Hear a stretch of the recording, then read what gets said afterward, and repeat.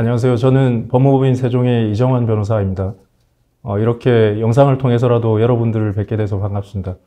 오늘 제가 말씀드릴 내용은 부동산 관련된 매매계약과 임대차 계약을 위주로 간단하게 말씀을 드리겠습니다. 그 계약에 대해서 우선 말씀을 드리고 그 다음으로 부동산 임대차 계약과 매매 계약에 대해서 말씀을 드리겠습니다. 우선 그 계약이라고 하면 그 일방 당사자와 상대방 당사자 간의 그 거래에 관한 약속을 통상 계약이라고 합니다. 그래서 예를 들어서 돈을 그냥 주는 경우에는 그 법적인 용어로 증여계약이라고 하고, 돈을 빌리는 그러한 경우에는 대차계약이라는 그런 용어를 쓰게 됩니다. 그리고 물건을 사고 파는 그런 계약은 이제 매매계약이라고 하고, 우리가 전세나 월세로 집을 구하는 그러한 계약은 임대차 계약이라는 용어를 쓰게 됩니다. 우리가 계약을 체결하게 되면 그 계약의 구속을 받게 되는데, 그 계약의 구속을 받게 되는 가장 큰 이유 중에 하나는 계약 자유의 원칙이 있기 때문에 그렇습니다. 그 계약을 체결할지 말지, 그리고 계약을 체결하게 되면 누구랑 체결할지, 어떠한 내용으로 체결할지, 이런 것들이 다 자유롭게 할 수 있기 때문에 체결되게 되면 그 체결한 내용대로 의무를 부담하게 되는 그런 구속력을 갖게 되는 것입니다. 다만 이러한 그 계약 자유의 원칙에는 그 제한이 있는데, 그 한계는 법에서 정한 그 테두리를 벗어날 수 없다는 그러한 제한이 있습니다. 그래서 가령 예를 들어서 미성년자에게 담배를 팔거나 술을 파는 그러한 계약들, 그리고 도박 자금을 빌린다든지 하는 그러한 계약들은 그 법의 테두리를 벗어나기 때문에 그 유효한 계약으로 볼 수가 없고 무효인 계약에 해당될 수 있습니다.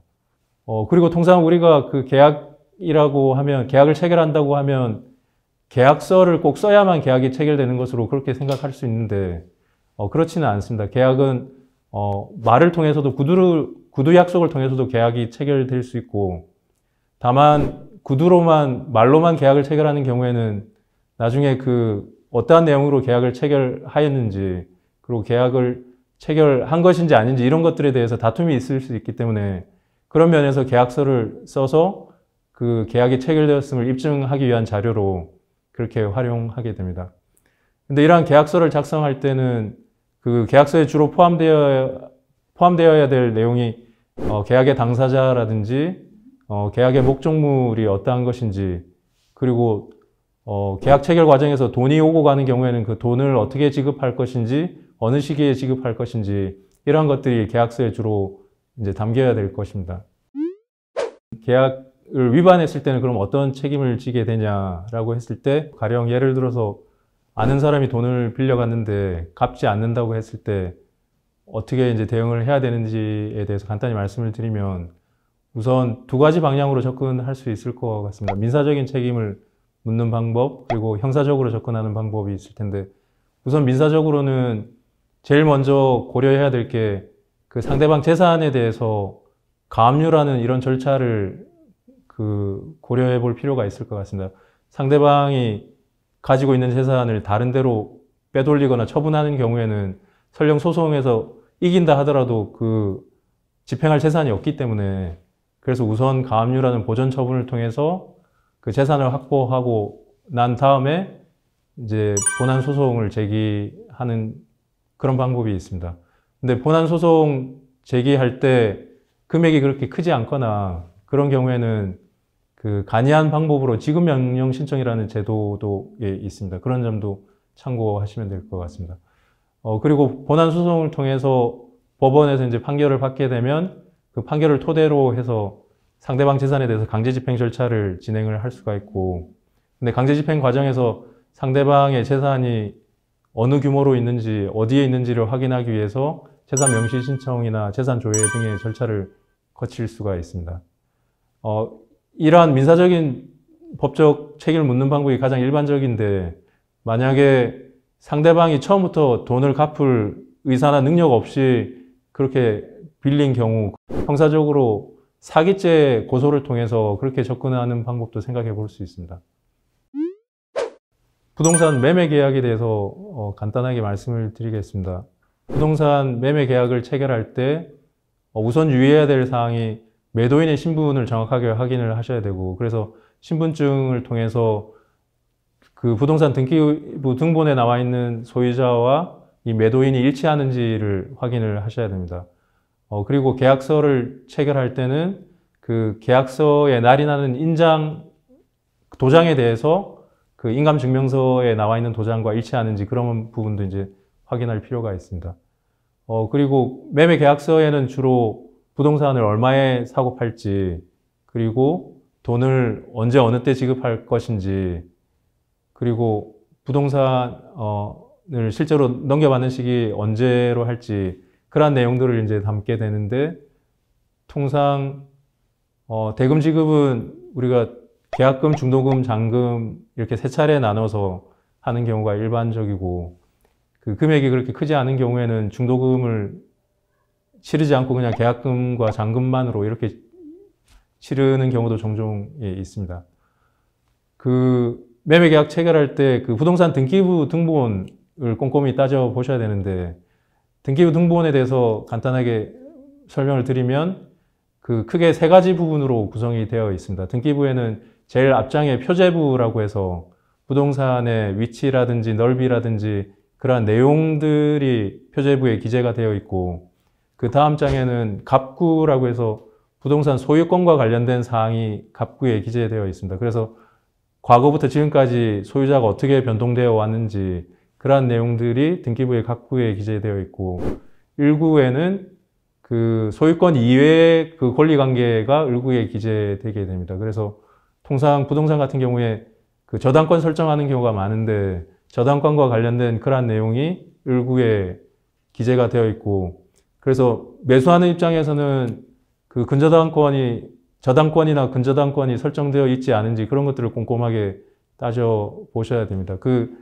통상 용어를 추가로 설명을 간단히 드리면, 저당권은 그 특정 채무에 대해서 담보하는 그런 권리를 저당권이라고 하고, 근저당권이라고 하면 특정한 채무가 아니라 그 포괄적인 어떤 채무에 대해서 그 담보를 설정하는 거를 근저당권이라는 용어를 쓰게 됩니다.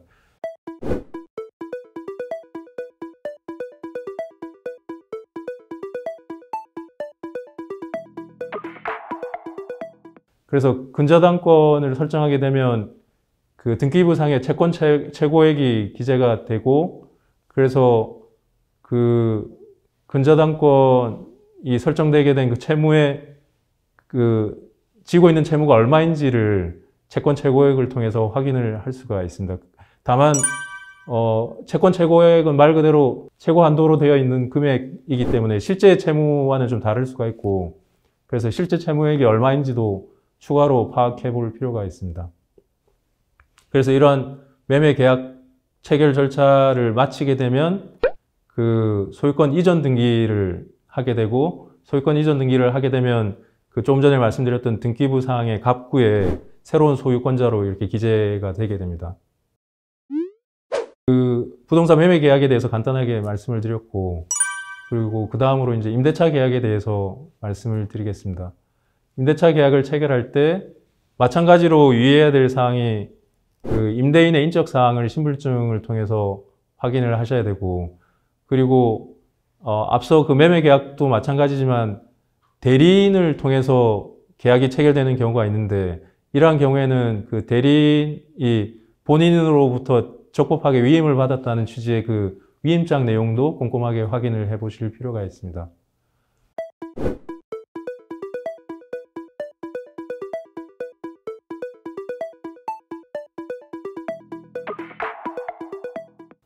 그리고 임대차 계약에는 임대할 부동산의 표시가 이제 포함되고, 그 보증금을 얼마로 할지, 그리고 언제 어떤 식으로 이제 지급할지 이런 것들이 기재가 되고, 또 임대차 같은 경우에는 그 계약 기간을 얼마로 할지 이러한 내용들이 주로 담기게 됩니다. 그리고 마찬가지로 그 임대인 본인이 맞는지를 확인하는 것과 함께 그 등기부 등본 확인을 통해서 그 부동산에 그 자기보다 앞선 권리자가 있지는 않은지, 저당권이 설정되어 있지는 않은지 이런 것들을 확인해 볼 필요가 있습니다. 등기부 등본이 요즘은 온라인으로 워낙 잘 돼 있어서 그 대법원 홈페이지에 가시면 그 등기부 열람할 수 있는 그런 사이트가 있습니다. 그래서 그 사이트를 통해서 온라인상으로도 등기부를 확인하실 수가 있습니다. 임대차 계약을 체결하고 나면 가장 중요한 절차가 전입신고를 하고 확정일자를 이제 받아야 되는데, 우선 그 주택임대차보호법에는 그 대항력이라는 용어를 써서, 그래서 임대차 계약을 체결하고 실제로 그 입주를 하고 전입신고를 하게 되면 그 임차인은 대항력을 취득하게 됩니다. 그 대항력이라는 개념은 만약에 임대인이 그 집을 다른 사람한테 팔았을 때 그 대항력이 있으면 그 바뀐 임대인에 대해서도 자신의 권리를 주장할 수 있는, 그걸 이제 대항력이라고 합니다. 그래서 대항력이 있는 상태에서는 임대인이 다른 사람에게 팔더라도 그 임대차 계약 관계가 그대로 승계가 돼서 새로운 임대인도 동일한 조건의 그 의무를 이제 부담하게 되고, 임대차 계약 기간이 끝나면 그 새로운 임대인이 보증금을 반환해야 되는 그러한 상황이 될 수 있습니다. 그리고 그 대항력이라는 개념 외에 거기서 더 나아가서 확정일자를 이제 받는 이유는, 그 확정일자가 있는 경우에는 나중에 집이 설령 경매가 된다 하더라도 그 우선 변제받을 수 있는 권리가 주어지기 때문에 그 임대차 계약의 경우에는 반드시 확정일자를 받으셔야 됩니다. 그 확정일자 같은 경우에는 그 주민센터에 가시면 바로 받으실 수가 있고, 그리고 그 주택임대차보호법에서는 그 소액 임차인에 대해서 또 특별히 추가로 보호를 하고 있는데, 소액 임차인의 경우에는 그 뭐 확정일자 여부에 관계없이 그 일정 금액에 대해서는 최우선 변제받을 수 있도록 그렇게 되어 있습니다. 그래서 가령 서울 같은 경우에는 보증금 규모가 1억 1천만 원 미만인 경우에 그 최대로 3,700만 원까지는 다른 권리자에 우선해서 최우선적으로 그 변제를 받을 수 있는 그러한 보호 제도가 있습니다. 그래서 집이 뭐 경매로 넘어가거나 했을 때 그 소액 임차인 같은 경우에는 그 최우선 변제권이 있는 것으로 그렇게 지금 보호되고 있습니다. 임대차 계약 체결 이후에 그 사는 동안에 집에 어떤 뭐 하자가 발생하거나 문제가 생겼을 때, 그러한 경우에 이 수선을 누가 해야 되는지에 대해서 뭐 문제가 될 수 있는데, 우리 법상에는 큰 수선인 경우에는 임대인이 부담하도록 하고 있고, 그냥 작은 규모의 그러한 소규모의 수선인 경우에는 임차인이 하도록 그렇게 되어 있습니다. 그거에 대해서 조금 보충적으로 설명을 드리자면, 그 대수선이라고 하면 그게 수리가 되지 않으면 임차인이 정상적으로 거주하기 힘든 정도의 그런 하자가 있는 경우에, 가령 뭐 물이 샌다든지 보일러에 문제가 생긴다든지 뭐 변기에 문제가 생긴다든지, 그러한 경우를 이제 보통 우리가 대수선이라고 얘기를 하고, 소규모 수선이라고 하면 뭐 문고리가 조금 뭐 이상하다든지 뭐 이런 정도로 볼 수 있을 것 같습니다. 그리고 또 주택임대차보호법에서 임차인을 보호하는 그 중요한 제도 중에 하나가 묵시적 갱신이라고 해서, 그 계약기간 만료 6개월부터 2개월 전까지 별도의 통지가 없는 경우에는 상호간에 묵시적으로 계약이 갱신된 것으로 간주하고 있습니다.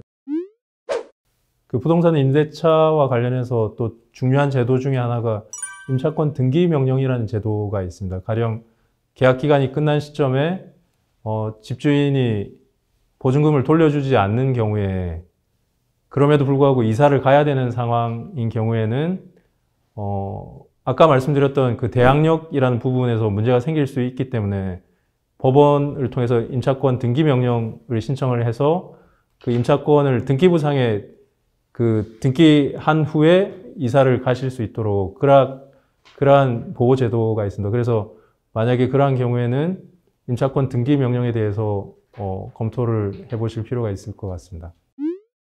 그 부동산 임대차 계약과 관련해서 최근에 가장 관심이 많은 부분이 개정된 내용에 대해서 이제 관심이 많으실 것 같은데, 종전에는 임대차 계약 기간을 설령 2년 이하로 했다고 하더라도 주택 임대차 보호법에서 2년까지는 살 수 있는 것으로 그렇게 임차인을 보호를 했었는데, 이번에 개정이 되면서 추가로 2년을 더 살 수 있도록 그렇게 이제 개정이 되었습니다. 그래서 2년이 지나는 시점에 집주인이 직접 들어와서 살거나 그런 경우가 아니라면 임차인의 요구에 따라서 2년을 추가로 더 살 수 있도록 그렇게 개정되었습니다.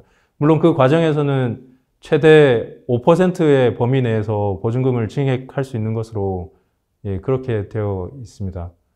다만 이제 그러한 그 계약 갱신 요구권과 관련해서 임차인이 그 차임 지급을 연체를 하면서 계약을 위반하거나 혹은 뭐 부동산을 이제 파손시키거나 이러한 경우에는 계약 갱신 요구를 할 수 없는 것으로 그렇게 제한 사항이 있긴 있습니다. 그렇게 해서 임차인을 더 강하게 보호하는 것으로 최근에 법이 그렇게 개정되었습니다.